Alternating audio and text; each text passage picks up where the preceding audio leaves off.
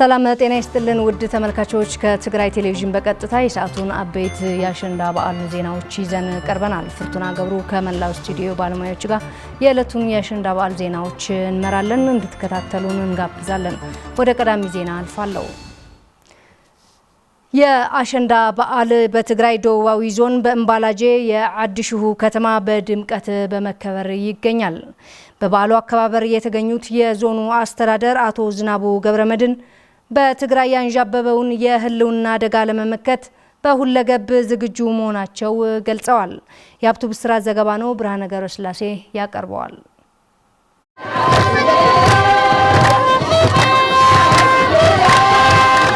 የአሸንዳ በዓል ሃይማኖታዊና ባህላዊ ትውፊት ጠብቆ ለዘመናት ሲከበር ቢቆይም በዘንድሮ ዓመት የጄኖሳይድ ስርዓቱ በትግራይ ህዝብ ላይ የሰነዘረው የአየር ጥቃት በዓሉ ደብዝዞ እንዲከበር ምክንያት መሆኑ ይታወቃል። ከዚህም የተነሳ በዓሉ ከአደባባይ ውጭ እንዲከበር የተወሰነ ሲሆን በአምባላጀ ወረዳ አዲሽሁ ከተማ የበዓሉ ባለቤቶች የሆኑት ልጃገረዶችና የመንግስት አካላት በተገኙበት ተከብረዋል። የደቡባዊ ዞን አስተዳዳሪ አቶ ዝናቡ ገብረመድህን በበዓል ተገኝቶ ባስተላለፉት መልእክት አሸንዳ ስናከብር በትግራይ ህዝብ ላይ ያጋጠመ የማንነትና የህልውና አደጋ ለመመከት አንድነታችንን ማጠናከር አለብን ብለዋል። ቀጻለ ዓመት በሐዋር ተአኻኽብና ከምዝ ህዝብ በየሽንጥሮ በየከተማታቱ ተበታትና ከሆነ በትግራይ ህዝብ ላይ በተደቀነው የህልውና አደጋ ምክንያት ዘንድሮ የአሸንዳ በዓል ከአደባባይ በዓል ወጥታችሁ በየአካባቢያችሁ እንድታከብሩ ተገዳችኋል። በቀጣይ ዓመት ከዚህ ድብደባና ፍርሃት ወጥተን በተለመደው መንገድ የአሸንዳ በዓል ሃይማኖታዊና ባህሉን ጠብቆ ለማክበር በአንድነት ልንታገል ይገባል። ከዚህ በተጨማሪም ማስተላለፍ የሚፈልገው መልእክት ካለ እንደሚታወቀው በዞናችን በተለይ በራያ አካባቢ ከባድ ድርቅ ተከስቷል። እንስሳት ተርበዋል። ስለዚህ ይህንን ሁሉ አደጋ ለመመከት ውስጣችንን አጠናክረን ልንረባረብ ይገባል። በበዓሉ የተገኙት የአምባላጅ አስተዳዳሪ አቶ አብርሃ ሀጎስ በበኩላቸው የሴቶች የነጻነት መገለጫ የሆነው የአሸንዳ በዓል ስናከብር ያጋጠመን የህልውና አደጋ ለመመከት በጋራ ልንረባረብ ይገባል ብለዋል። ባህላዊ ዝኾነ ካብ ወለድና ዝመጸ እና ተወረሰ የአሸንዳ በዓል ሃይማኖታዊና ባህላዊ ይዘቱን ጠብቆም ከድሮ ከአባቶቻችን እየተወራረሰ የመጣ ድንቅ ባህላችን ነው። በተለይም የሴቶች በዓል በመሆኑ ነጻነታቸው አውጀው ደምቀው ተውበው የሚያከብሩት ነው። ይሁን እንጂ በአሁኑ ሰዓት አምባገነኑ ስርዓት በትግራይ ህዝብ ላይ የደቀነው የአየር አደጋ በተለመደው መንገድ ለማክበር አልተቻለም። ይህ የህልውናችን አደጋ የሆነውን ስርዓት ለመደምሰስ ማንነታችንን ለማረጋገጥ በአንድነት ልንታገል ይገባል።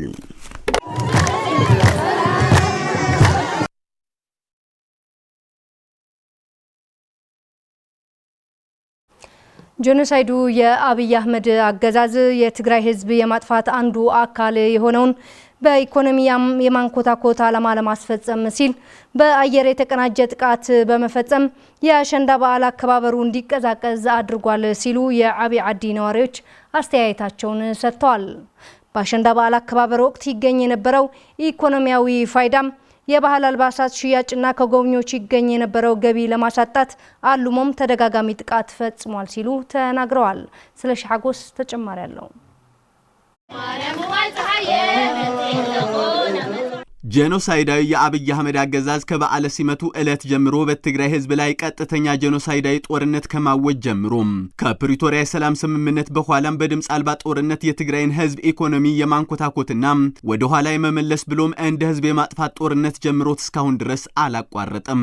በትግራይ የሴቶችና ልጃገረዶች ነጻነት ለዓለም ማሳያ የሆነውና እንደ ማህበረሰብም ሆነ ከውጭ በሚመጡ ጎብኚዎች የኢኮኖሚ ተጠቃሚ ያደርግ የነበረው የአሸንዳ በዓል በጄኖሳይደሩ አገዛዝ የድሮና የአየር ጥቃት ምክንያት በድምቀት እንዳይከበር አድርጎታል። በዚህም እንግዶችና ጎብኚዎችን ለመቀበል በዝግጅት ላይ የነበሩ የባህል አልባሳት መሸጫዎችና የእንግዳ መቀበያ ሆቴሎችን ኢኮኖሚ በእጅጉ መጉዳቱን የአብይ አዲ ከተማ ነዋሪዎች ይገልጻሉ።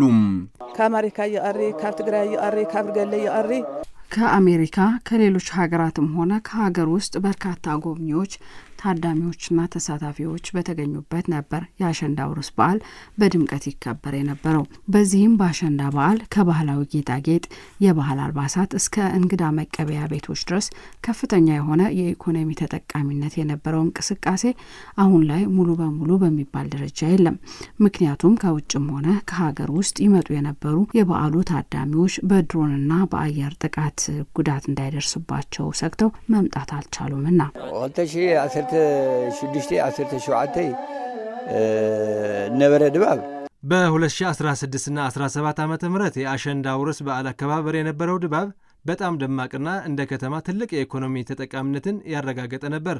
በዘንድሮ ዓመት ግን እንደምታዩት የድሮንና የአየር ጥቃትን በመስጋት የአሸንዳ ሴቶችና ልጃገረዶች በጋራ ማክበር አልቻሉም። ጎብኚዎቹም መጎብኘት አልቻሉም። ትግራይ ክትኮን እንተኮይና ሓቢርና ተተቃሪስና ኢና የትግራይ ህዝብ ትግራዋይነቱን አስቀጥሎ ህልውናውና ደህንነቱን ለማስጠበቅ በማንነታችንና በኢኮኖሚያችን ጥቅም ላይ የቆመው እንዲሁም እንደ ህዝብ ሊያጠፋን ጦርነት የከፈተብንን ስርዓት መገርሰስ አለበት። ይህ ለማድረግ እንደ ህዝብ ደጀንና ግንባር ሆነን ማጠናከር ይኖርብናል። የትግራይ ህዝብ ባህልና ታሪክ እንዲሁም ማንነትን በማጥፋት ጸረ የትግራይ ህዝብ ህልውና ጄኖሳይዳዊ ጦርነት የከፈተው የአብይ አህመድ አገዛዝ እንደ ህዝብ ለመቀጠል አገዛዙ መቅበር የመጨረሻ መፍትሄ በመሆኑ ስርዓቱን ለማስወገድ እንደሚረባረቡ ነዋሪዎቹ አክለው ገልጸዋል። ሐምዚ ጸላኢ ደምሲስና ኩልና ተአኻኺና ክናብዕለን ይእና ቀጣይ ዓመት ጄኖሳይደሩን ስርዓት ከሌሎች የህልውና አደጋ የተፈጠረባቸው ኃይሎች ጋር በመጣመር ግብአተ መሬቱን ካስፈጸምን በኋላ ከወንድም ህዝብ ከሆነው የአገው ህዝብ የሚመጡ ሴቶችና ልጃገረዶች ከሌሎች ክልሎችና የውጭ ሀገር ጎብኚዎች በተገኙበት ደማቅ የአሸንዳ አውርስ በዓል እንደምናከብር ባለሙሉ ተስፋ ነኝ። ሓባር ተኮይንካ ሁሉ ጸላኢኻ ይፈርሕ እዩ አንድነታችንን በማጠናከርና የትግራይ መንግስት ከሌሎች የህልውና አደጋ ከተጋረጠባቸው ኃይሎች ጋር በመሆን የተፈጠረውን ጥምረት በማጠናከር ስርዓቱን በአካል ብቻ ሳይሆን ቅሪት ሆነ በሐሳብ ወይም በትውስታ እንኳን እንዳይኖር አድርገን ማጥፋት አለብን። የ2018 ዓ.ም አሸንዳ አውርስ ተንቤን ባህላዊና ሃይማኖታዊ ይዘቱን ጠብቆ ከትውልድ ወደ ትውልድ እንዲተላለፍ በሚሰራው ስራም የድርሻቸውን እንደሚወጡም ነዋሪዎቹ አስረድተዋል። በቀጥታ የሰዓቱን አበይት የአማርኛ ቋንቋ የአሸንዳ በዓል ዜናዎቻችን ቀጥለዋል። በትግራይ ህዝብና በኤርትራ ህዝብ መካከል ያለውን መልካም ግንኙነት በማጠናከር የሁለቱም ህዝቦች የሰላም የልማት ፍላጎቶች ለማሳካት እንሰራለን ሲሉ የትግራይ ምስራቃዊ ዞን አስተዳደር አስታወቀም። አስተዳደሩ ይህንን የገለጸው በዛላምበሳ ከተማ የአሸንዳ በዓል ምክንያት በተለያዩ ዝግጅቶች የሁለቱም ህዝቦች በጋራ በተገኙበት ነው። ከኤርትራ ሰንዓፈ ንዑስ ዞን የመጡ ኤርትራውያን ከትግራይ ወንድም ህዝባቸው በጋራ በዓሉን ለማድመቅና ምኞታቸውን ለሆነው በጥምረት ልማታቸውንና ሰላማቸውን ለማጽናት ሲሉ ማክበራቸው በቦታው የተገኙት የምስራቃዊ ዞን ምክትል አስተዳዳሪ አቶ ኃይላይ ባሰሙት የመክፈቻ ንግግር የገለጹ ሲሆን የጋራ ጠላትን ወረራ ሲያጋጥምም ሁለቱም በጋራ ለመመከት ዝግጁ መሆናቸው ተገልጿል። አክሎም አቶ ኃይላይ በሁለቱም ህዝቦች መስማማትና መልካም መቀራረብ የማይፈልግ ካለ ሰላም ፈላጊ ሳይሆን በሁከትና መቃረን በግርግር መኖር የሚፈልግ ብቻ ነውም ብለዋል። በመድረኩ የተገኙት የሁለቱም ወንድም ህዝቦች ተሳታፊ በበኩላቸው ሁለቱም ህዝቦች በሰላም እንዳይኖሩ ጠንቅ የነበረውን የፖለቲካ ክፍፍልና ግጭት ለሁለቱም የማይገባ ዋጋ እንዳስከፈላቸው በመጸጸት አሁን ግን ሰላማችን ለማጽናት መጪውን ብሩህ በሚያደርገው አጀንዳዎች በመተባበር እንዲሰራ ጥሪያቸውን አቅርበዋል።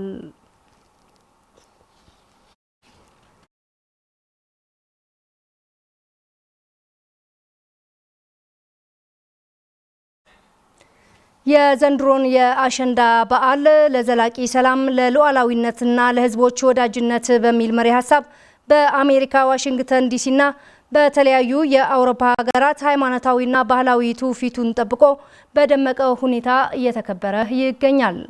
በዋሽንግተን ዲሲና በተለያዩ የአውሮፓ ሀገራት እያከበሩ ያሉ የትግራይ ዲያስፖራ ማህበረሰብም በዓሉ በትግራይ በድምቀት እንዳይከበርና ባለቤት ያለን ሌሎች ባህላችንን ለመቀማት ለማጥፋት ሆን ተብሎ የሚደረገውን ሴራ የጄኖሳይደሩ አብይ አህመድ የዘር ማጥፋት ዘመቻው ተቀጥያ ነውም ብለዋል። በተለያዩ ሀገራት የአሸንዳ በዓል በድምቀት እያከበሩ ያሉት የትግራይ ዲያስፖራ ማህበረሰብ በቅርቡ ጄኖሳይደሩ የአብይ አገዛዝ በትግራይ በተለያዩ ከተሞች በንጹሃን ዜጎች ላይ እየፈጸመ ያለውን የአየር ድብደባ በመቃወም ዓለም አቀፉ ማህበረሰብ አስቸኳይ እንዲያወግዘውና ጄኖሳይደሩ በትግራይ እየፈጸመ ያለው ግፍ ዳግም የዘር ማጥፋት ፕሮጀክቱ መሆኑንም ሁሉም ሊያውቀው ይገባል ብለዋል። ተጨማሪ ከስቱዲዮ ያለን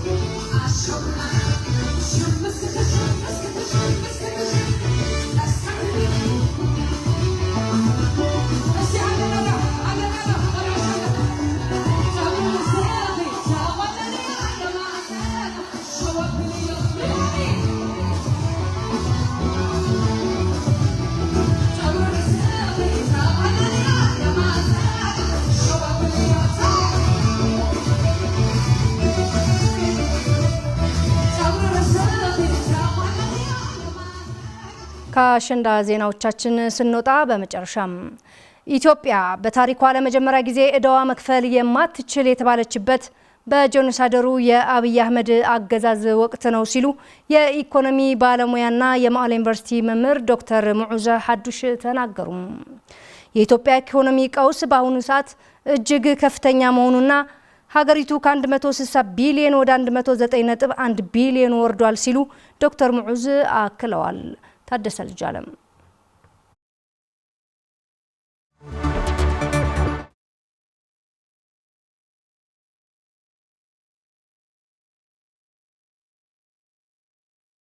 ኢትዮጵያ ለመጀመሪያ ጊዜ በታሪኳ ዕዳዋ መክፈል የማትችል የተባለችበት በጄኖሳይዳው አብይ አህመድ አገዛዝ ወቅት ነው ሲሉ የኢኮኖሚ ባለሙያና የመቀለ ዩኒቨርሲቲ መምህር ዶክተር ሙዑዝ ሐዱሽ ከዝግጅት ክፍላችን ጋር ቆይታ በነበራቸው ተናግረዋል።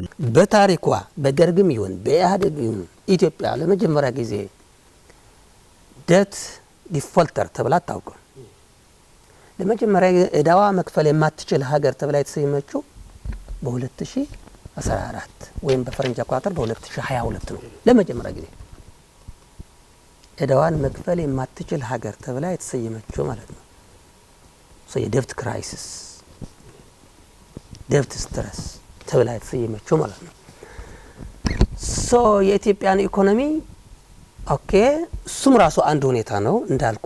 ከዛ በዘለለም ወደ 33ም ከዛ በላይም ከውጭ ሀገራትም የተበደረው ማለም ብያለሁ። የውስጥ ሀገር ወደ 18 ምናምን ብድራለሁ ብያለሁ የኢትዮጵያን ኢኮኖሚ። ይህን ለመመለስ ከበጀቱ የግድ በየአመቱ ኦልሞስት ከሚበጀተው በጀት ወደ 29% ለብድር መክፈያ ነው እያለ ያለው ማለት ነው። የኢትዮጵያ ኢኮኖሚ ቀውስ በአሁኑ ሰዓት እጅግ ከፍተኛ መሆኑንና ሀገሪቱ ከ160 ቢሊዮን ወደ 109.1 ቢሊዮን ወርዷል ሲሉም ዶክተር ሙዑዝ አክለዋል። የኢትዮጵያን ኢኮኖሚ ምንድነው እየሆነ ያለው ብሎ ስንናገር አሁን ከ160 ቢሊዮን ኢሚዲየትሊ አሁን ያለውን ዋጋ ወዴት ወረደ? ወደ 109.1 ቢሊዮን። ኢማጂን የኢትዮጵያ ዋጋ ቫልዩ ከ160 ዶላር ወደ ኋላ ተመልሶ እንደገና በ50 ቢሊዮን ዶላር ኪሳራ ገጥሞት ወደ 109.1 ቢሊዮን። አሁን በቅርቡም የአውሮፓ ህብረት ቻምበር ሪፖርትም ይሄ ነው እያመለከተ ያለው ማለት ነው። በአንድ ወቅት የኢትዮጵያን የኬንያን ኢኮኖሚ አልፎ ዶሚኔት አድርጎ የነበረውና 96 ቢሊዮን ዶላር ደርሶ የነበረ የኢትዮጵያን ኢኮኖሚ አሁን ተመልሶ የኢትዮጵያን ኢኮኖሚ እንዳልኩ ወደ 109.1 ቢሊዮን ወረደና የኬንያን ወደ 136.2 ሳምቲንግ ቢሊዮን ሆነና ተመልሶ የኬንያን ኢኮኖሚ ስፍራውን ተቆጣጠረ ማለት ነው። የአንደኝነት ስፍራውን በአፍሪካን ቀንድ ከወሰድ ነው ማለት ነው። ዶክተር ሙዑዝ አያይዘውም የኢትዮጵያ ጠቅላላ ምርት 96 ቢሊዮን ዶላር ነበር ያሉ ሲሆን አሁን ግን የኢትዮጵያ ኢኮኖሚ ያሽቆለቆለበት ሁኔታ ነው ያለውም ብለዋል። በንጽጽሩ አሁን አዲሱ መንግስት ከ2018 በእኛ ኢትዮጵያ አቆጣጠር 10 ማለት ነው በእኛ አቆጣጠር ሲመጣ የነበረውን የኢኮኖሚ እድገት እንደምታውቀው 10.2% ነው የነበረው እድገቱ ዝም ብለን ብናየው ማለት ነው። በቁጥሩም ካየነው ኦልሞስት ያኔ ወደ 96 ቢሊዮን ዶላር ነበር የኢትዮጵያ ጠቅላላ ምርት። ኢትዮጵያ ጠቅላላ ምርት ያኔ ሬቱ ፐርሰንቴጁ ግሮዝ ሬቱ 10.2 ነው የነበረው። ጠቅላላ ሀገራዊ ምርቱ እንደገና ያኔ 96 ቢሊዮን አካባቢ።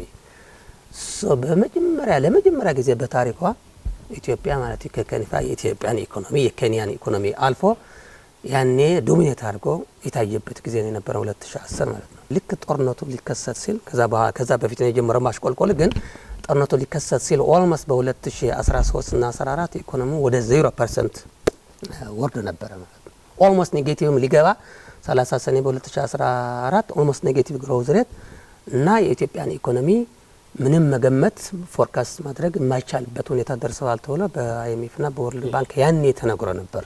ጠቅላላ የሀገሪቱ ምርት ስንት ነው? 109.1 ቢሊዮን ነው። ከዚህቹ ኦልሞስት 52ቱ ብድር ነው ማለት ነው። ኦልሞስት ግማሹ የሀገሪቱ ጠቅላላ ምርት ግማሹ ምን ሆነ ማለት ነው? ብድር ነው፣ ዕዳ ሆነ ማለት ነው። ከዛ በኋላ ወደ 1 ቢሊዮን አካባቢ ነው ዩሮ ቦንድ የሚባለው። 1 ቢሊዮኑ እስካሁን አልተመለሰም። የኢትዮጵያ መንግስት መመለስ አልቻለም። ውድ ተመልካቾች የዕለቱን አበይት የአማርኛ ቋንቋ የአሸንዳና ሌሎች ጥንቅር ወቅታዊ ዜናዎቻችን እነኚህ ነበሩ። ከቀሪ የትግራይ ቴሌቪዥን የአሸንዳ ፕሮግራሞች ጋር መልካም ቆይታ።